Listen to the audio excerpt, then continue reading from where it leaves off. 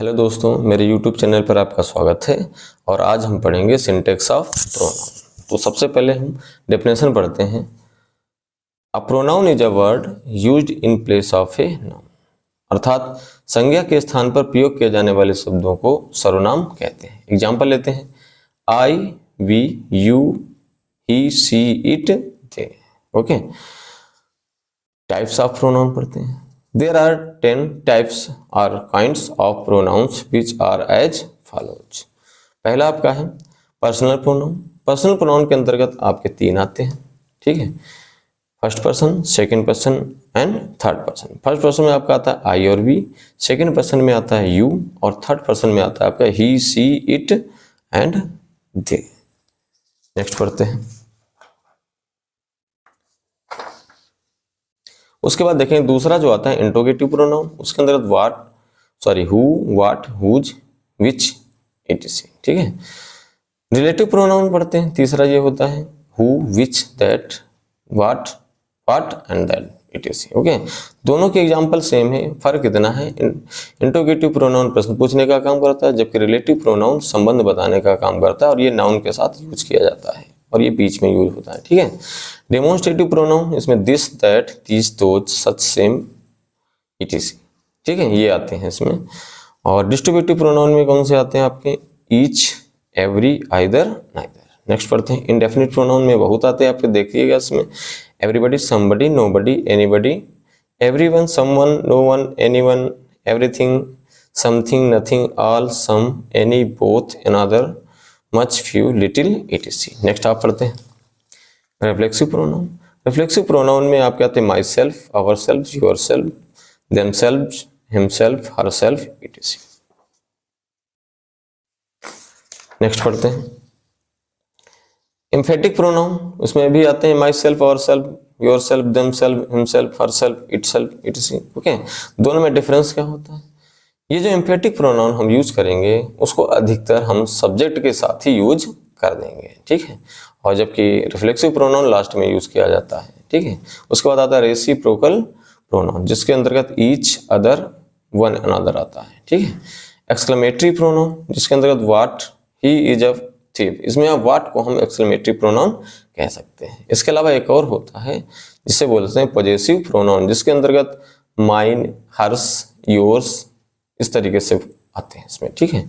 अब हम पढ़ेंगे रूल्स रिलेटिंग टू प्रोनाउंस। देखते हैं इसमें रूल 1, जब एक सिंगुलर सब्जेक्ट और एक प्लूरल सब्जेक्ट और आइदर और या नाइदर नॉर हो से जुड़े हों, ठीक है, से जुड़े हों, छूट गया इसमें, तो प्लूरल सब्जेक्ट के बाद में प्लूरल सब्जेक्ट को बाद में लाया जाता है और प्रोनाउन अपने पास वाले नाउन के अनुसार आता है। एग्जाम्पल समझते हैं। जैसे लिखा है इसमें आइदर सोहन और हिज फ्रेंड्स फॉरगॉट दियर बुक्स। तो आपने देखा यहाँ पे दियर लगा है। दियर किसके हिसाब से लगा? ये जो फ्रेंड आया है इसके हिसाब से, दूसरा कर्ता जो आया है। और एक बात का विशेष ध्यान रखेंगे, सहायक क्रिया या मेन वर्ब जो आती है उसको भी ध्यान से लगाएंगे, क्योंकि वो दूसरे कर्ता के हिसाब से ही प्रयोग करेंगे। दूसरा नहीं पढ़ते हैं। रूल नंबर 2, 2 या 3 प्रोनाउंस का प्रयोग एक ही वाक्य में करने पर उनको क्रमशः इस प्रकार लाया जाता है 2, 3, 1, अर्थात second person, then third person and first person. अर्थात ये गिनती आप याद रखेंगे 231, ठीक है।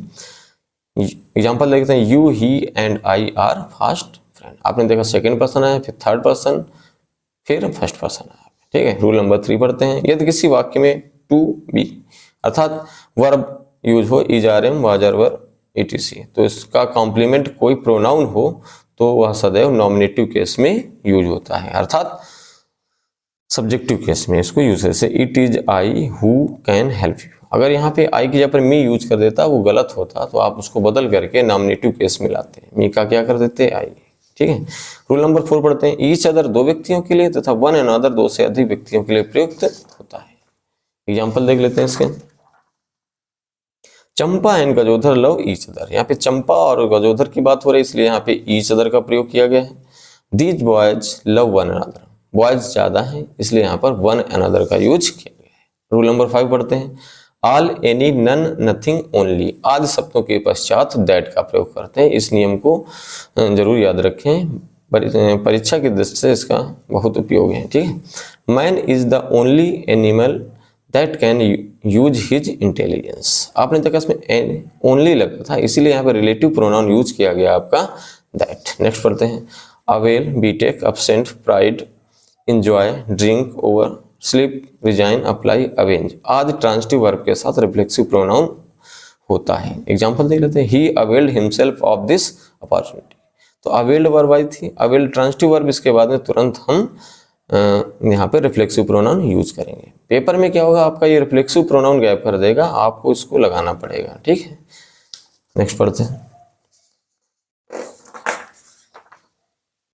रूल नंबर 7, अगर वाक्य में इंडेफिनिट प्रोनाउन वन का प्रयोग हुआ है तो अंत तक प्रोनाउन के स्थान पर वन का ही प्रयोग होता है। एग्जाम्पल देख लेते हैं, incorrect, one should do his duty. तो जिन वाक्यों में प्रोनाउन वन यूज होगा तो वहां पर पॉजिटिव केस भी वंस यूज होगा, हिज नहीं यूज होगा। तो सेंटेंस बनेगा आपका one should do once duty. Next पढ़ते हैं, रूल नंबर 8, आइदर और नाइदर दो वस्तुओं या व्यक्तियों के संबंध में प्रयोग होता है और दो से अधिक वस्तुओं या व्यक्तियों के संबंध में एनी या नन का प्रयोग होना चाहिए। एग्जाम्पल से समझते हैं इसको, incorrect, none of the two pens is cheap. यहाँ पे दो पेन की बात हो रही है, इसलिए आप नन का प्रयोग नहीं करेंगे, यहाँ पर नाइदर का प्रयोग करेंगे, ठीक है। Neither of the 5 boys can do this work. यहाँ पे देखो 5 बॉयज की बात हो रही है, मतलब 2 से ज्यादा हो गए, तो इसलिए यहाँ पे नाइदर का यूज नहीं कर सकते, आप यहाँ पर नन का प्रयोग करेंगे। एग्जाम्पल देख लेते हैं यहाँ पे, none of the 5 boys can do this work, ठीक है। अब एक्सरसाइज करते हैं जो हमने नियमों को पढ़ा है, देखते हैं। पहला कह रहा है, I you and he went to Delhi. तो आप यहाँ पे देखते हैं कि आई यू एंड वी आया, ही आया, सॉरी, ठीक है। तो इसमें 231 के हिसाब से हम यूज करेंगे, अर्थात पहले हम सेकेंड पर्सन लगाएंगे, फिर उसके बाद थर्ड पर्सन, फिर आपका आएगा फर्स्ट पर्सन। तो आपका बाकी क्या बनेगा, you comma he and I went to Delhi, ठीक है। नेक्स्ट पढ़ते हैं, it is me who did it. अगर हमने बताया था कि अगर बी वर्ब के अंतर्गत कोई आ रही है तो आप क्या करेंगे, उसके बाद नॉमिनेटिव केस यूज होता है, अर्थात मी ना यूज करके यहाँ पे आई यूज करेंगे, तो बनेगा it is I who did it. Next पढ़ते हैं, योर सेल्फ आर रिस्पॉन्सिबल, ठीक है। योर सेल्फ रिफ्लेक्सिव प्रोनाउन है, रिफ्लेक्सिव प्रोनाउन का प्रयोग बिना सब्जेक्ट के नहीं किया जाता है, तो आप इसको हटा सकते हैं, सीधे यहाँ पे आप प्रोनाउन यूज करेंगे यू, तो आपका बनेगा यू आर रिस्पॉन्सिबल। नेक्स्ट पढ़ते हैं, what is it which troubles you so much. जिन वाक्य में व्हाट आएगा तो आप इसमें ध्यान रखेंगे रिलेटिव प्रोनाउन विच ना लगा करके यहाँ पे दैट का प्रयोग करेंगे, तो सेंटेंस बनेगा what is it which troubles that troubles you so much. Next देखते हैं, one should keep his word. जिन वाक्य में वन प्रोनाउन यूज होगा वहां पे हिज नहीं लगा करके वंस यूज करेंगे, तो सेंटेंस बनेगा आपका one should keep once word. Okay, next पढ़ते हैं, it is I who has done it. अभी बताया था अगर बी वर्ब के अंतर्गत आ रही है तो इसके बाद आई नॉमिनेटिव केस में होना चाहिए, तो आपने देखा नॉमिनेटिव केस में तो है, तो गलती क्या हुई इसमें, तो हु के बाद देखेंगे हेल्पिंग वर्ब पर, तो हु के बाद जो हेल्पिंग वर्ब यूज होगी वो हु के पहले जो सब्जेक्ट हमने यूज किया है उसके अकॉर्डिंग लगेगी, तो आई लगा है तो आई के हिसाब से यहाँ पे हैज नहीं हैव लगना चाहिए, तो सेंटेंस बनेगा आपका it is I who have done it. Next पढ़ते हैं, none of the two sisters is married. आपने देखा इसमें दो बहनों की बात हो रही है, अब दो के लिए आप आइदर या नाइदर का यूज करेंगे, तो नन लगा इसलिए यहाँ पे हम नाइदर का यूज करेंगे, तो सेंटेंस बनेगा neither of the two sisters is married. Next पढ़ते हैं, we enjoyed in the fair. इसमें एंजॉयड ट्रांजिटिव वर्ब है तो इसके बाद हम रिफ्लेक्सिव प्रोनाउन का यूज करेंगे, तो वाक्य बनेगा we enjoyed ourselves in the fair. Next पढ़ते हैं, this is all what I no.